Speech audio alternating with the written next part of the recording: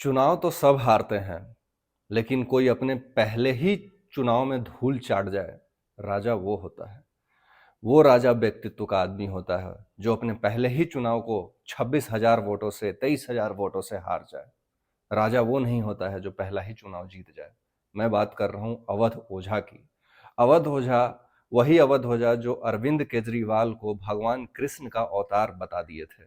वही अवध ओझा कहते हैं कि जो पढ़ाना है, जो टीचिंग है, वो तो उनका शौकिया पेशा शौकिया टीचर है, पेशा तो कुछ और है हमारा। है। असल काम तो कुछ और करते हैं वो। वही अवध ओझा जो स्वर्ग पे राज करने की बात करते हैं। जब लड़ना ही है और मरना ही है तो स्वर्ग के लिए नहीं लड़ेंगे। वही अवध ओझा जो ये कहते हैं कि राजा को सबसे पहले अपनी प्रायोरिटी सेट करना चाहिए और उस पर होमवर्क करना चाहिए। तो राजा की पहली क्वालिटी ये होती है कि वो जिस चीज की भी प्रिपरेशन करता है पहले उसकी प्रायोरिटी सेट कर। वही अवध ओझा जो ये कहते हैं कि प्यार डिमांडिंग है, टाइम मांगता है। अब प्यार डिमांडिंग है, टाइम मांगेगा आपसे।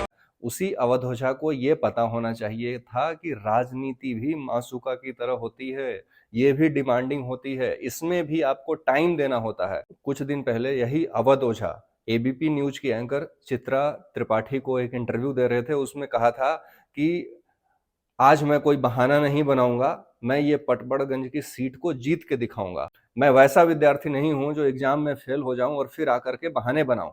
जब ये चुनाव हार गए, मीडिया के सामने आए तो कह रहे थे कि ये मेरी व्यक्तिगत हार है और मैं जनता से कनेक्ट नहीं कर पाया। तो गुरुजी को आज ये पता चल गया होगा कि पढ़ाना लिखाना एक अलग विषय है और राजनीति अलग विषय है, और राजनीति में भी आकर के नरेंद्र मोदी से टकराना एक अलग विषय है।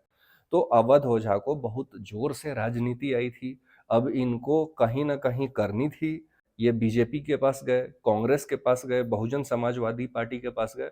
वहां की दीवारों पे बड़े बड़े अक्षरों पे लिखा था यहाँ प्यार करना मना है। फिर अवध ओझा आ गए आम आदमी पार्टी। तो मैं गुरुजी से ये कहना चाहूंगा कि स्टूडियो में बैठ करके और इंस्टाग्राम पे रील बना करके राजनीति नहीं की जाती है। राजनीति में एक्सपर्टीज चाहिए होता है। ये वही अवध ओझा है जो कहते थे कि मेरे पास 500 आईएएस हैं, 400 आईएएस हैं। भाई क्यों नहीं उखाड़ लिया आपने कुछ?